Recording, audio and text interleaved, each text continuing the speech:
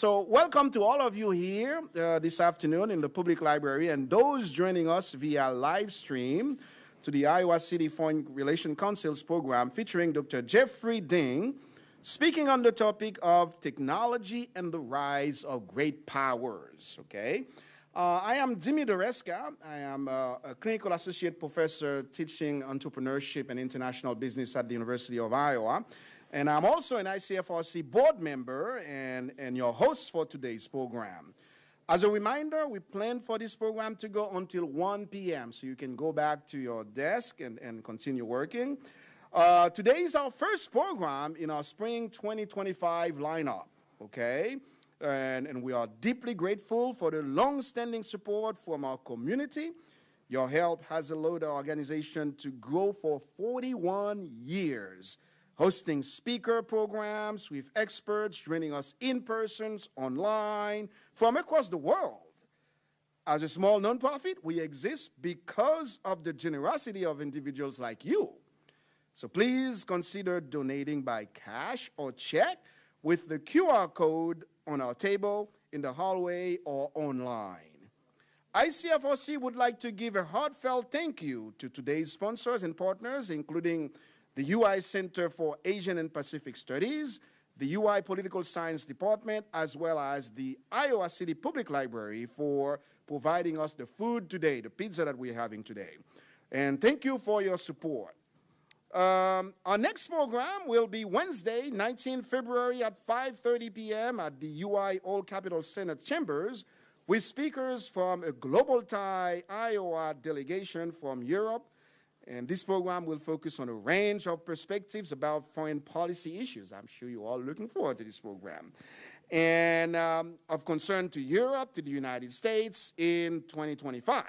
The panel of International Visitors Leadership Program participants and hosts, our own ambassador, Ron McMillan, will discuss, weighty issues like transatlantic relations, NATO, all the things that are going on right now with NATO, the United Nations, the United States, transborder environmental policy, and global trade trends, which frame positions in U.S. Foreign policy. I can guarantee you I will be there, so I hope you will join me. It will be great. So please see our website, icfrc.org, for the rest of this spring's program. And without any further ado, I would like to introduce our speaker, Jeffrey Ding, PhD, and Assistant Professor of Political Science at George Washington University. His book, Technology and the Rise of Great Powers, published with Princeton University Press, investigates how past technology revolutions influence the rise and fall of great powers, with implication for U.S.-China competition in emerging technologies like AI. Ding's research has been published in European Journals of International Relations, Foreign Affairs, International Studies Quarterly, Review of International Political Economy, and Security Studies. He received his doctorate in philosophy in 2021 from the University of Oxford, where he studied as a Rhodes Scholar, and earned his Bachelor's of Arts in 2016 here at the University of Iowa. So please join me in welcoming Dr. Ding for this afternoon's program. Thanks so much, Dimi, for the generous introduction. Thanks, Peter, and Iowa City Foreign Relations Council for hosting me. I really wish I could be there in person. I grew up in Iowa City, went to school at University of Iowa, and so it's always great to be back, but it's tough to leave during the semester here while I'm teaching classes at GW. So I'm glad I'm able to join you all virtually. Let me make sure that we can see this. I think today I'll try to keep the talk pretty short, hopefully 30 minutes or less, so we have enough time at the end to take questions. I'm really interested in hearing what people think about the topic. Recently, you might have heard a bunch of headlines about the Chinese AI model DeepSeek and all this discussion about a US-China AI arms race. And so I chose this image to start off our discussion for two reasons. Number one, I think it's pretty representative that there's this geopolitical competition, this chessboard in which two great powers are engaging in competition over emerging technologies like AI. But I think this image is also useful for a second reason. I got really into chess again during the pandemic when the Netflix show The Queen's Gambit came out. And anybody who plays chess would be able to tell you that this position could never take place on the board, right? The kings should never touch each other. And I think so I think this picture illustrates that we have a pretty confused depiction or a pretty confused understanding of what US-China competition in AI would even look like, or what that even means.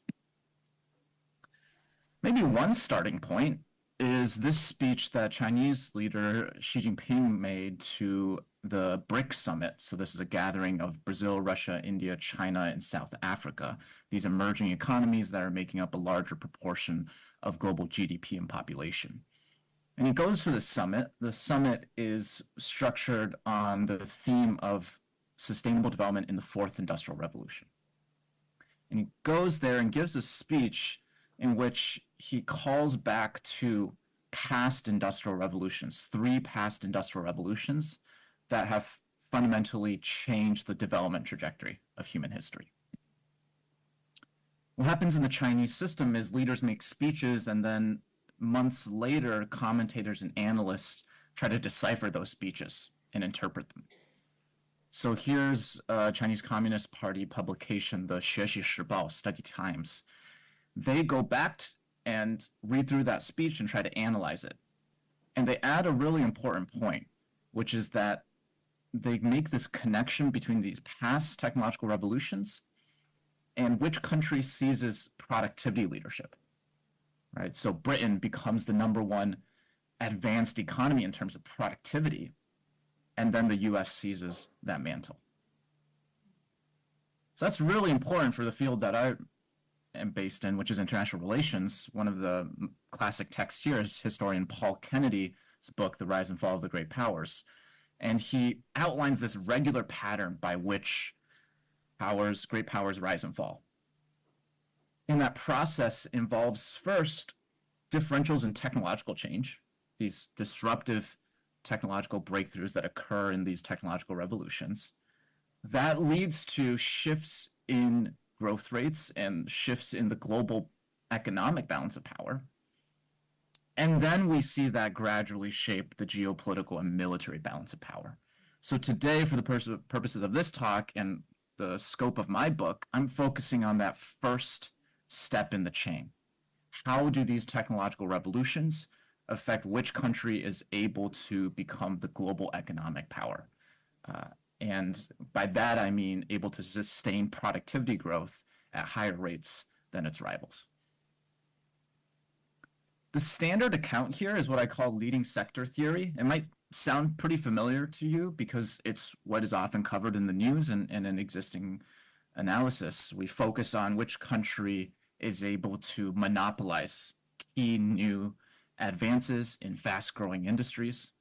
Then they can reinvest those monopoly profits, those exports that they make to other countries, selling their products in these industries, reinvest those into becoming the world's most productive economy. And so this quote by Dan Dresner, who's a professor at Tufts, summarizes what the scholarly literature thinks of when they try to answer the question, how do technological revolutions affect the rise and fall of great powers? It's about a great power monopolizing innovation, so pioneering new breakthroughs in these fast-growing industries. It's a pretty influential perspective here where I live and work in DC as well. It's building off of this work by development economist Walt Rostow, where he identified this classic sequence of these great leading sectors. These are oftentimes new industries that become the largest sector of an economy. So some of the past examples include the cotton textiles industry, which was sparked by that invention you see below, Hargreaves spinning jenny, steel, chemicals, and the automobile industry. And political scientists have largely taken that sequence for granted. In this book, my argument in short is that there's a different pathway by which technological change shapes which country rises to become the economic leader. And so I focus on general purpose technologies. These are fundamental innovations that can't just be captured by one sector, like an automobile. But these are, in contrast, these are foundational innovations that have the potential to spread throughout the entire economy and affect the way things are done in every single sector. So classic examples are electricity, the steam engine, and potentially artificial intelligence, which is the technology I'm most interested in studying. And so if we have a different technological pathway where it's more about which country can adopt innovations instead of coming up with the newest breakthroughs, that's going to shape the institutions and policies that matter the most. And my book focuses on GPT skill infrastructure, or the education and training systems that widen the base of engineering skills associated with these general purpose technologies. So I just showed that. I'm showing a shot of the page 37 from the book, where it summarizes the different approaches. The conventional wisdom thinks this is a sprint to determine which country can create the most amazing Silicon Valleys. In my book, I'm saying this is more of a marathon won by countries that can diffuse innovations from their Silicon Valleys to their Iowa cities or to small and medium-sized businesses across the entire economy. I did have to look up what is the plural of Iowa City. Even though I've lived there for 18 years, I've never thought of having the plural form of that proper noun. So I think that is correct, that you just add an S to the end of the city name. Okay, so I gave you the preview, basically the nuts and bolts of it. For the rest of my time here, I'm going to dive a little bit deeper into the argument. I'm going to present evidence from one of the historical case studies covered in the book, the Second Industrial Revolution. And then we'll circle back to that opening slide. What does this all mean for what you're hearing about in the news now about US-China competition in AI? The building block of this argument is that new technologies present certain demands, and countries have to make adaptations in their institutions and their policies to meet those demands. They have to find that missing puzzle piece that fills in those gaps that these new technologies demand. The problem is leading sector theory, the conventional wisdom, focuses just on the demands of technological change as they relate to that initial innovation phase, that eureka moment that makes the headlines of the Wall Street Journal or MIT Tech Review. And so then we focus on the institutional factors and the policies that are geared towards monopolizing profits in leading sectors, that are geared towards making sure your country controls and monopolizes innovation in these new industries. So think maybe very stringent intellectual property rights systems that incentivize innovation. Think investment in cutting edge R&D to come up with the latest and the best breakthroughs. But what's important is that when you think about general purpose technologies, they demand a different set of responses because they're different from leading sectors. Economists and economic historians deem them to be historical engines of growth. They often usher in waves of productivity growth. And so I won't go through all the details about what makes a GPT different from other technologies. I think the key here is if you think about maybe one quick example, if you think about two emerging technologies that are in the news today, electric vehicles and artificial intelligence. Electric vehicles is a leading sector. It's a very fast-growing industry. It's growing very quickly, founded off the back of new technical innovations. But electric vehicles, what's happening in electric vehicles is not redefining how every other sector in the economy operates. But what is happening, the advances in artificial intelligence as general purpose technology, it is completely transforming what every single automaker is doing in terms of shifting their cars, their electric vehicles to be more intelligent, right? So one technology is more enabling than the other. What's important about this GPTs is historically, they follow this regular pattern in which it's a very slow process of diffusion and spread and adoption into widespread use. And it requires all these complementary innovations in other sectors because they need to change their organizational practices. They need to upskill in talent to accommodate this new GPT.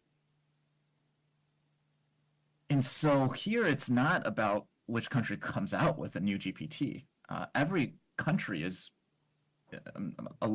every great power, all these leading economies are all developing frontier innovations in AI. Here, the real question is which country is able to adopt these technologies at scale.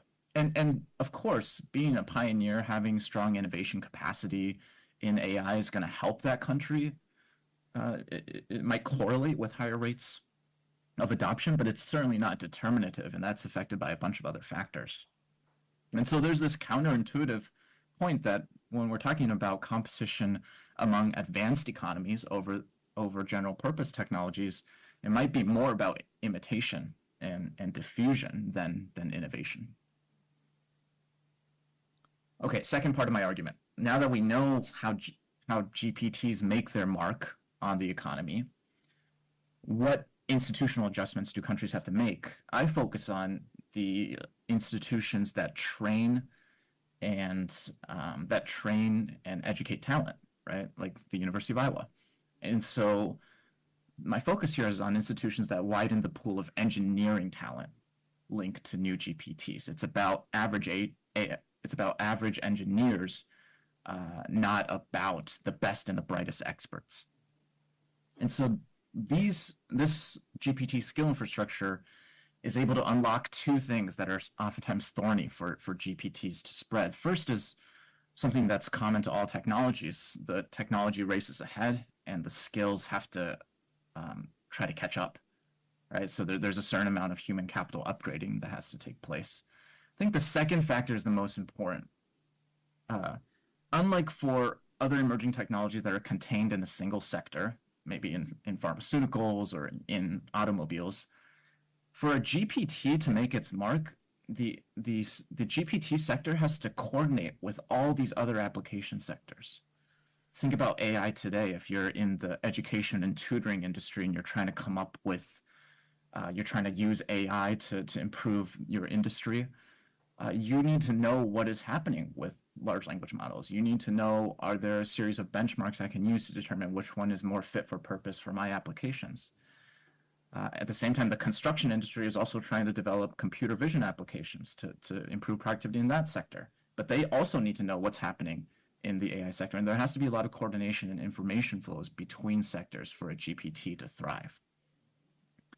Engineering talent solves both of those problems because having this wide pool of engineering talent and skills means that you've standardized and you've standardized information about GPTs, and it lowers the barrier of entry for people to learn about what's happening in the GPT.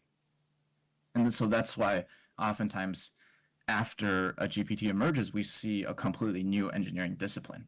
So think electricity and electrical engineering. Computer science following in the wake of the computer, even though it doesn't have the name engineering in the title, it's very much an engineering-oriented discipline. Okay, in sum, we have the marathon competition over GPTs versus the sprint to leading sectors, two different mechanisms. The last four columns there sum up my argument about how they're different, right? So in terms of impact timeframe, GPTs take a really long time to be incubated and diffused throughout the entire economy. Not the case with leading sectors. For GPTs, we should expect the country that becomes the leader in technological revolutions to have an edge in diffusion, not necessarily a monopoly on innovation. And technological advances should be dispersed across all these different industries, not just contained in one industry. All of that suggests very different institutional adaptations. And so for the leading sector approach, it might be more about deepening the skill base, whereas for GPTs, it's more about widening the skill base in spreading these technologies. So keep that in mind as we go through this second industrial revolution case. We're going to go through each of those dimensions and see, okay, did what happened in this historical case line up more with what the leading sector argument would expect versus what the GPT diffusion, my theory, would expect.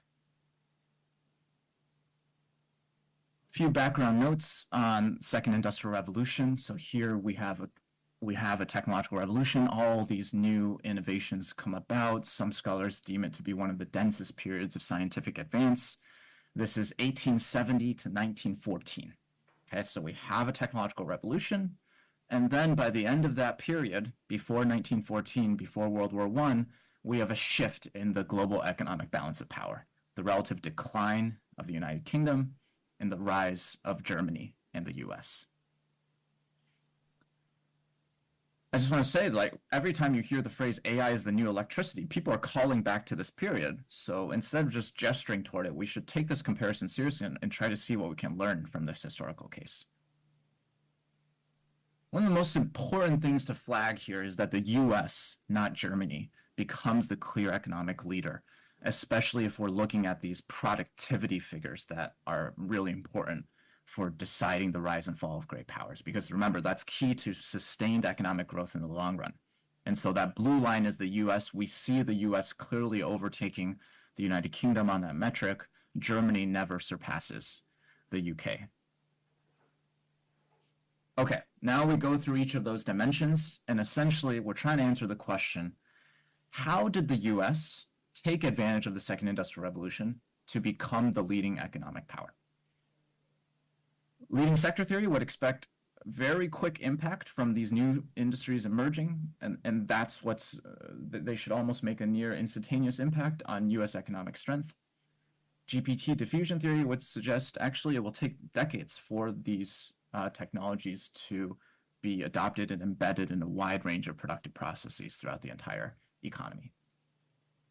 And so for all these different technologies at the time, one of the most important leading sectors was the chemical industry. It was the most scientifically advanced industry, but it definitely cannot explain the US's rise. The US was very late to establish industrial research labs, and so it can't really account for what drove US productivity growth. Same thing with electricity, probably which scholars deem both a leading sector and a GPT. We see that electricity's impact on the US economy became significant only after 1914. So you get the electric dynamo in 1870, which is the first practical industrial generator for electricity, but you don't see electricity's impacts on US economic productivity until 4 decades later, at least 4 decades later. So it can't account for the US's rise in this period. We see a similar delayed impact for all of these other technologies as well. Actually, the crucial technological trajectory came from innovations in machine tools. So these are milling machines, turret lathes, incubated much earlier in the mid-19th century. They let you shape and cut metal and wood in more precise ways, and so you can have standardized parts for the first time. That's what that interchangeable manufacturing process refers to. When your bicycle breaks down, instead of remaking the entire bike, now the parts are standardized so the company can just replace the part that broke down. And so this became the central general purpose technology in this period. And the timing checks out. These machine tool innovations, this system of interchangeable parts manufacturing spread and proliferated throughout American industry at the time that the US was rising as an economic power. Okay, second dimension. Is it about innovation or diffusion? Well, actually, the US here is not monopolizing innovations in all of these leading sectors. I think this quote from the British Institute of Electrical Engineers is pretty revealing, right? There's not that much of a difference between the UK and the US in terms of inventive genius, but the difference is in the practical application to across the nation. Here's some more evidence about the intensity in which the US adopted this system of interchangeable parts manufacturing, used these machine tools to throughout all different industries. It's not like the U.S. had come up with advanced machine tools that Germany or the U.K. did not have access to. Actually, these countries are sending all these study teams to the United States to figure out what's happening here, what's the secret, and they all report back. It's about this eagerness of adoption throughout all of industry. Okay, is it about growth and technological advance concentrated in a few sectors or broad-based? Most of the evidence suggests in favor of broad-based, which aligns with the GPT perspective as well. Last piece of evidence here, what does that mean about the institutional adaptations, the education and training institutions? If GPT diffusion theory, if my argument holds, we should see that the US best adapted to the demands of interchangeable parts manufacturing by broadening its mechanical engineering skill base and having a broader pool of institutions that can train mechanical engineers. And that's the case. Britain certainly did not. Britain just did not produce enough. And Germany did produce enough, but they were not able to standardize and systematize this mechanical engineering education process. Let me give you one piece of evidence for this that you certainly cannot read, but I'll try to give the context behind this. This is a translated report published in the U.S. Bureau of Education's findings from 1895, where they translated a German engineering professor who compared mechanical engineering education at 3 schools representative of the German model. Those are the 3 rows at the top, compared to 2 U.S. institutions representative of the U.S. mechanical engineering model. Those are the 2 schools at the bottom. And the darker shaded lines represent the amount of time devoted to practical exercises in the lab and the shop, where that is just happening much more in the US. The type of mechanical engineering education is being systematized and standardized in a way that matches up with what industry wants and is more aligned with this diffusion approach. Whereas German universities were training their students in mechanical engineering instruction that was much more theoretical. I'll just say one thing about chemicals here, right? Because this is a sector where the US is very far from the innovative frontier. We're sending our best and brightest to Germany to go get PhDs in chemistry. And this quote on the right here from Rosenberg and Steinmuller is especially illuminating because it shows that even though the US is far from the frontier, they're building this discipline of chemical engineering, specifically through this unit operations model at MIT, in which it's not about which country can come up with the latest, greatest synthetic dyes from chemicals and get a lot of exports and sort of have really big firms. It's about which country can take the chemicalization process, titration, crystallization, these unit operations, and apply them across all these different industries that use chemicalization processes like petroleum, food preservation, all these different industries. And that's what the US had leadership in. Okay. Too much text here, but I just wanted to put up one slide summaries of the other 2 historical case studies that I cover.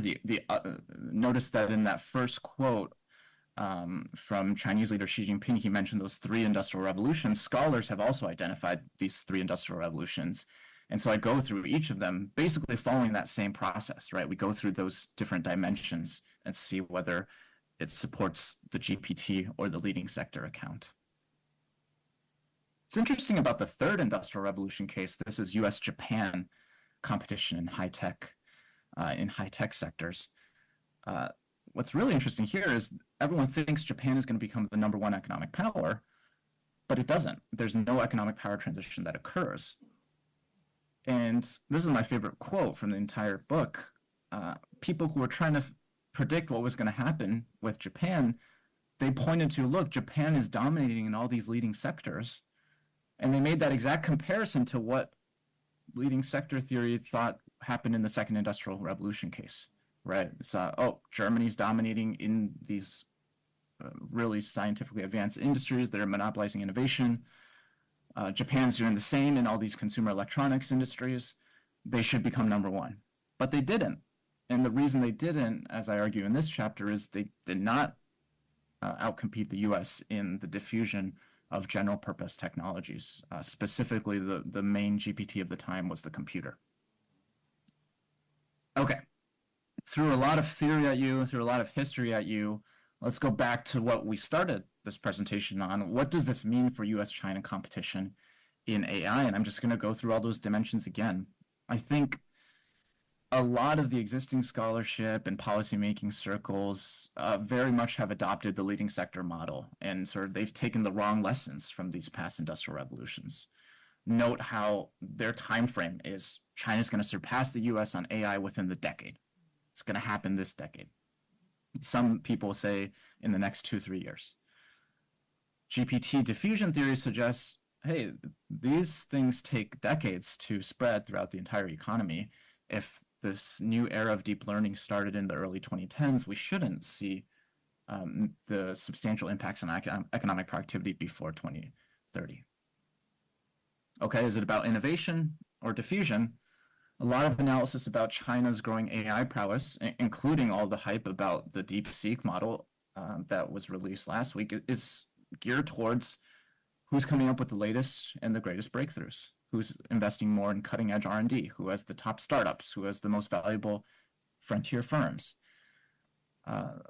GPT diffusion theory suggests it's about which country is best positioned to diffuse AI at scale. And so in some of my other research, I've shown that actually China has been pretty slow to diffuse other information and communications technologies like cloud computing, industrial software, and other aspects of digitalization.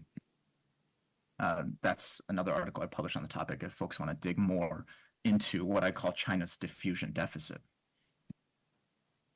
Okay, is it about just a few key sectors, or is it about this horizontal economy-wide approach to technology policy? And I think both countries have focused on like a few strategic industries, whereas this is from a State Council think tank report that's actually criticizing China's approach and saying, hey, we should try to adopt more economy-wide innovation efforts and not focus on picking winners in a few technologies. Okay, lastly, what does this mean for how countries should adapt to what some people are calling the fourth industrial revolution? I think the US is in a pretty good position in terms of the number of institutions that can train average AI engineers. In the book, I did an exercise where I counted up the number of universities in each country that had just one researcher, one affiliated researcher that had published in an established AI conference. So it's a very low bar to say that this institution can train average AI engineers that can implement large language models across different applications, for example. The US had 159 of those universities. China only had 29. And so once you get past the Tsinghuas and the Peking universities and the Nanjing universities, Shanghai Jiaotong universities, China does not have as wide of a bench of institutions that can train quality AI engineers. Another thing that matters for diffusion that we've talked through in some of the historical examples is, are industry and academia, are there strong linkages between those two spheres? Are different parts of your science and technology ecosystem talking with each other and sharing ideas with each other? So one indicator I use for that is which country has more academic corporate hybrid publications in the AI domain. So that just means the paper has at least one author from industry and one author from academia. And US leads the world in this. China faces significant challenges on this metric. What does this mean for the US's approach to technology strategy? So this is a foreign affairs commentary I published based off of the book that summarized some of the lessons for policymakers. I think the US has very much adopted a Fortress America. Let's try to prevent cutting edge innovations in AI from leaking out of our borders. Instead, GPT diffusion theory suggests a run faster approach. Instead of doing that, try to improve and sustain the rate at which AI becomes embedded in a wide range of productive processes. And some of the specific details there include investing in community colleges as an alternative pathway to training AI engineering talent, There are these voucher systems that incentivize small and medium sized firms to bring in ideas and talent from frontier firms in AI. So different approaches that take more of a diffusion-centric lens. Okay, let me leave it there. Thanks for your attention. The book is available anywhere you get your books. I hope it's at Prairie Lights or sort of local bookstores too. Who knows? One of the reviewers said it wasn't necessarily an airport book. But I do hope this gave you a teaser in terms of what's in it. And yeah, if you're interested in a better understanding of how and when emerging technologies affect economic power transitions, or if you just need a little bit more faded orange colors in your life, please pick up a copy. Let me leave it there and looking forward to the discussion to follow.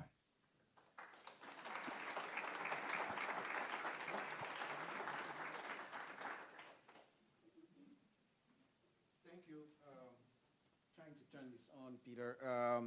Thank you very much, Jeff. It's so great. And I want to start with the first question, then I'll open it up to the public. I know they have a lot of questions for you. In the book, you talk about the countries that manage to adopt this technology a lot faster. They are the one that will have the edge that you talked about, okay? And it's one thing that government put policies in place to encourage the technology to kind of like publicize the technology. But what if people are still, reluctant to adopting the technology? What can we do, those of us in academia, that are trying to really help the fast adoptions? Yeah, I think it's a great point. One of the factors that I didn't touch on as much is sort of public fears about new technologies, right? And so sometimes governments have tried to demonstrate the safety of these technologies. I don't know if I have this anecdote correct, but I believe President Teddy Roosevelt installed electricity in the White House as a way to sort of convince the public that this was a safe technology and sort of encourage greater electrification. So I think in the context of AI, there are also safety concerns. There's concerns about privacy, the trustworthiness of these models, and so prudent regulation actions by civil society groups to increase the transparency of these models, address some of these public concerns about safety and trustworthiness could also shape and influence the speed and the intensity at which AI is adopted throughout the entire economy. Thank you, thank you. So we have a couple questions in the back. I'll take you first. The fact that the Chinese model or AI that was just released is open source, does that have relevance? It's a great question. Yeah, so just to set the context a little bit, in AI right now, there's two different tracks of developing these models. One is closed source. So if you're familiar with OpenAI's ChatGPT system, you use an interface to call an API, and then you get access to the model.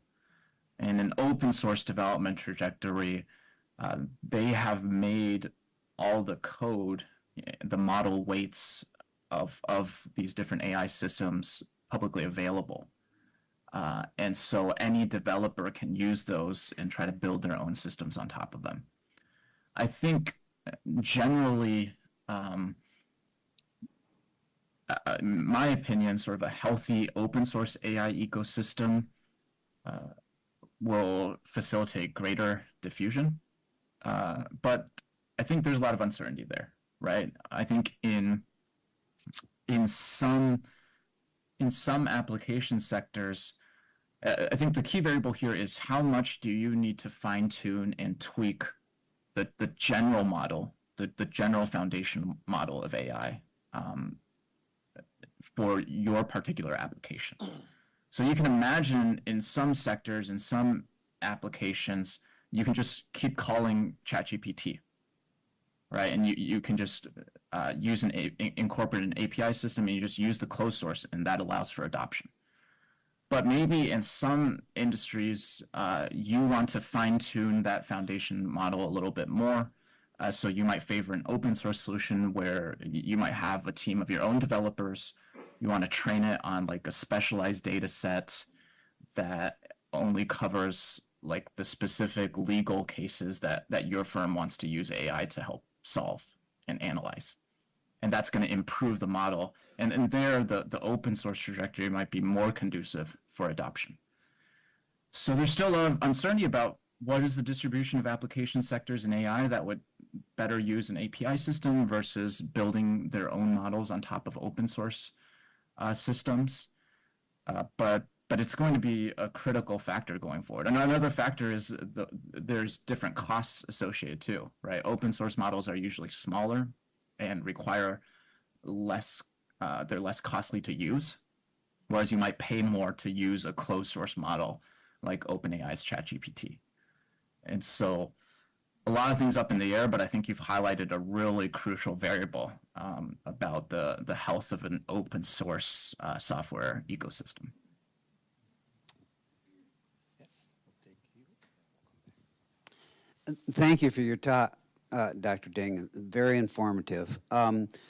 There's a big demand that the AI technologies for electrical, and what I'm wondering is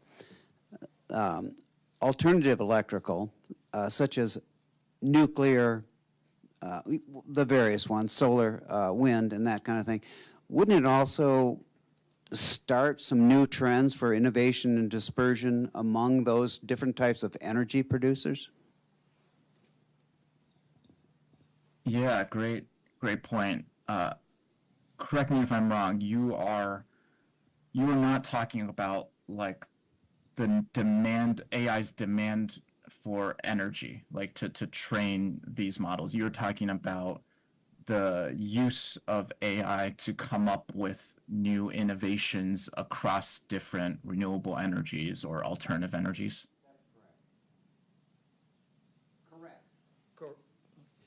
Yes, he said correct. Correct. Okay. Yeah, so it's not a space that I'm too familiar with. The stuff that I've seen some is like in these smart city solutions, people are using better AI models to predict energy demand and sort of make the grid more efficient. I could imagine that I'm just spitballing a little bit here, but just in electric vehicles, you're always trying to find what are the best materials to maybe create new generation batteries, and AI seems to be really good at helping sort through different potential candidates of new materials. And so there could be applications along that spectrum too. But yeah, I'm not too well versed on the AI applications in renewable energy and alternative energy industries, but I imagine it's a fascinating area to explore more. Yeah, do you work from a specific definition of great power, or is it kind of an intuitive thing? Yeah, so all of the cases involve countries that are in like the top 10 of what some people have called surplus domestic power. This is sort of like a study that international relations scholars use to try to measure power. I think the essence of how I define power is just countries that have large enough economies that are also very advanced in terms of their economies. And so one proxy for that people like to use in my field is GDP multiplied by GDP per capita. So it's not enough to just be a big country that's not very advanced. And it's not enough to be a really, really advanced country like Switzerland or Singapore, but not really big. But if you meet both of those, then the multiple of those two will be really large. And so just to give another example, actually in the first industrial revolution case, so think 1760 to 1840, China actually has the largest economy and largest population at that time, but they're not as advanced of an economy in terms of a productivity or economic development perspective. So they're not on the list of great powers. So I'm picking from all of the cases cover countries that were in the top 10 in that indicator at the time. And they're usually ones that are cited in the literature on the rise and fall of great powers. But it's an important point that there's still ongoing debates about what makes a great power. I adopt a pretty materialist lens in terms of like, it's mostly about what economic resources you have as a proxy for that. But others have made arguments that what makes a power great is more about their status in the international system. And so other historical studies of great powers have used indicators like how many diplomatic missions visited your country as a sign of that status in the international system.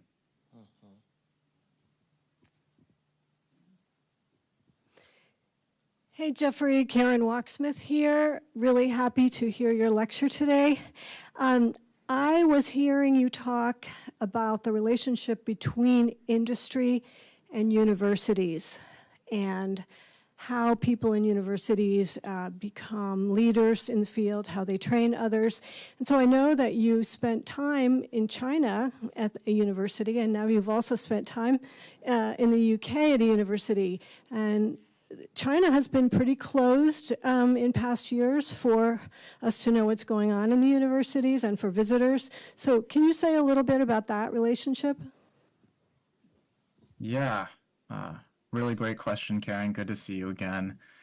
Karen worked with me on a lot of my scholarship applications, and so really grateful for all your support. And I got to study at Peking University, one of China's top universities, through a program supported by the Boren Scholarship. And yeah, I imagine it's a pretty hectic week in international education, so I appreciate you taking the time to be here.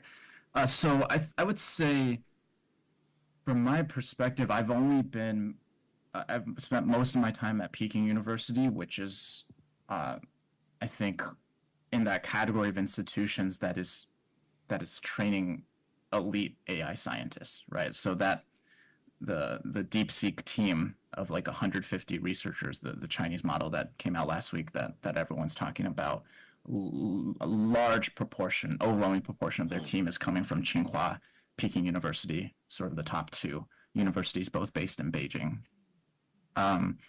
So I think from my experience there, yeah, I think China certainly has these really top research universities that are competitive in terms of innovation and leading edge innovations. I think the gap that my book is trying to highlight is actually institutions that I haven't spent a lot of time with, so I'm mostly speaking from someone using secondary sources. And it's sort of, once you get below the first tier of elite universities, now can you develop these institutions that can train sort of quality AI engineers?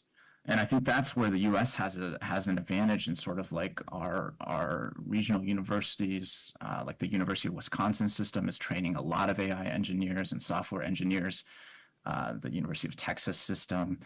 And so I think once you get below that first tier of like who's producing the people that are developing new models at OpenAI or Anthropic or ByteDance, it's more about who can develop these institutions that can train a broad base of AI engineers, and then also are these institutions connected to other parts of the science and technology ecosystem? Like, are they all talking to each other in this organic and oftentimes like market-driven process, a decentralized process?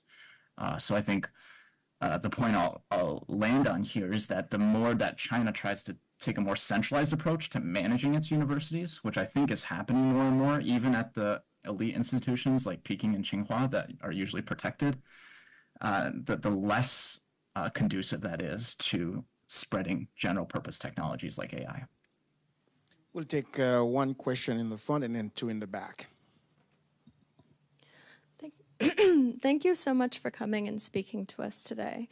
I had a question about the environmental impact of AI and how the scarcity of resources is going to affect the future of AI and the future of environmental resources in general.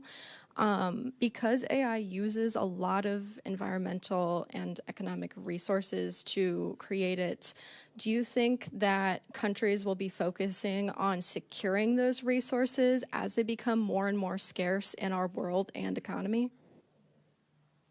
Yeah, it's a really important question. So we've seen this demand for building more and more data centers with clusters of chips optimized for training larger and larger AI models, right? To your question, and now we're seeing U.S. tech companies sign deals with nuclear companies and small modular reactors, sort of already exploring ways to use more energy to train models. So I think that's where the environmental costs are. I think it's important to make this distinction because I think I've seen some people say like the environmental cost of querying a large language model or an AI model. I think that I'm not as concerned about that cost because you can't just assess that in a vacuum. You have to compare it to what is the comparison to doing like a Google search versus querying a large language model. And I think a lot of estimates have shown there's not that much difference there. So I think the concern here is if the scaling laws hold, which just means we need to throw more and more computing power at the problem to get better and better and more intelligent AI systems, then yeah, I think it seems like one of the only constraints is just the amount of energy that we have online on the grid to train these models, and so that's why you're seeing these companies sign deals with companies in nuclear energy, and so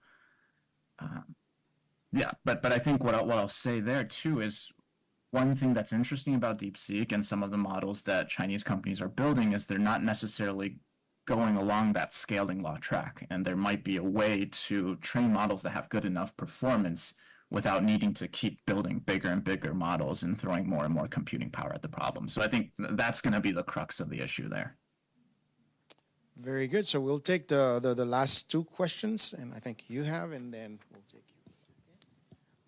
Tech in the U.S. kind of has a bad reputation right now between certain members of our current political administration, kind of turning it into a bit of a social laughingstock. And in the last couple of years, at least a lot of people in my peer demographic have been,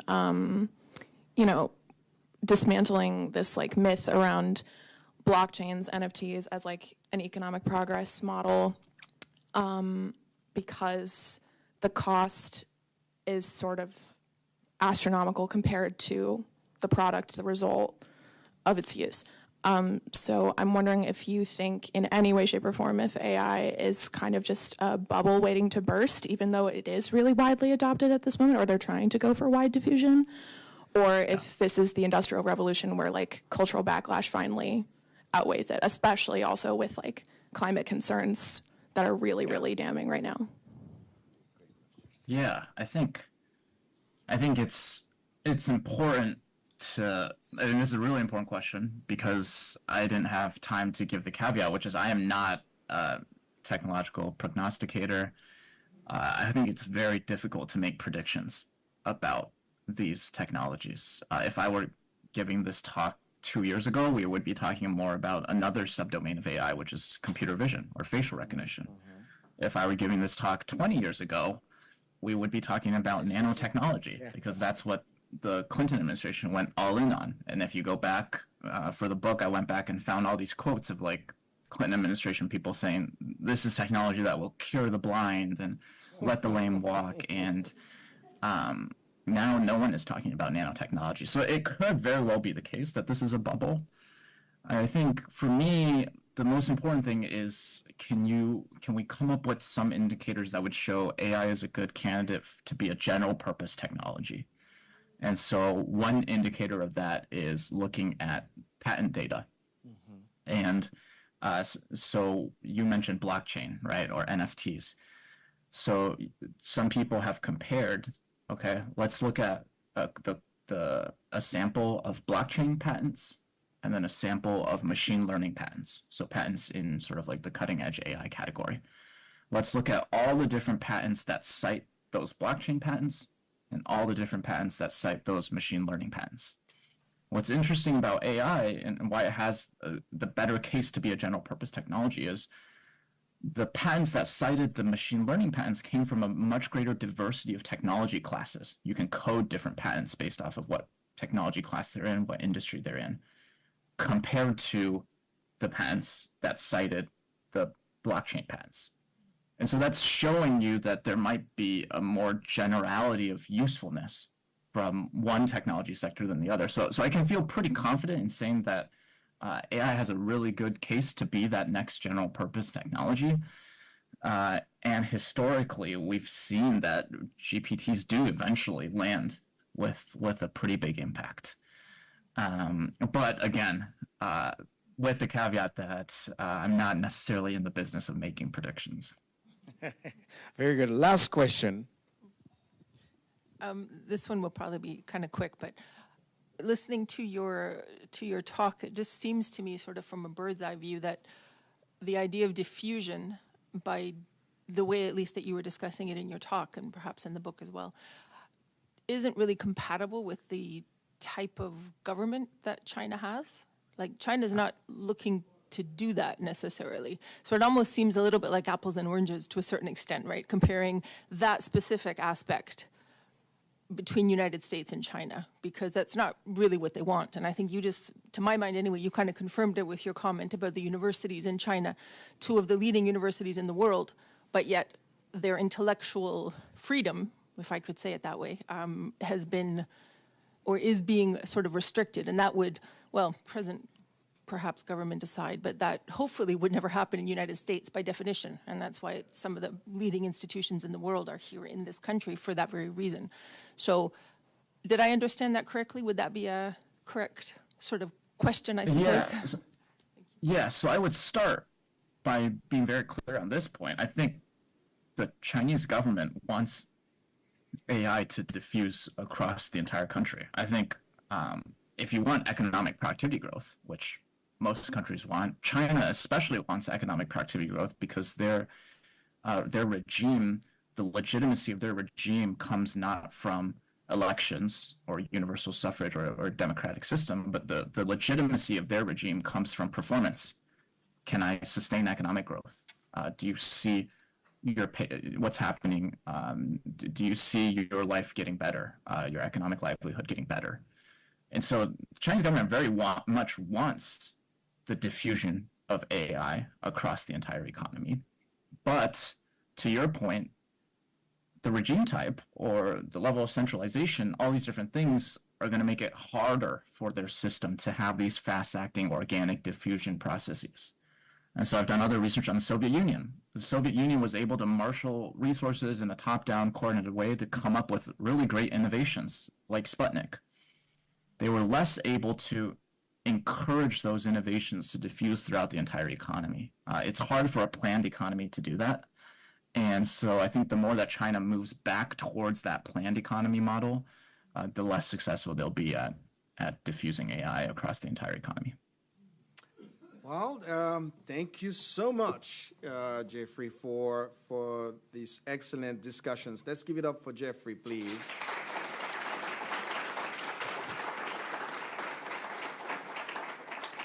And thank you to you, the audience, for coming and the great questions that you ask. And we hope to see you all on Wednesday, 19 February at 5:30 p.m. in the Old Capitol Senate chambers for our next program, U.S. and European Foreign Policy, Global Challenges, with Ambassador Macmillan as the host and the IVLP delegation from Europe.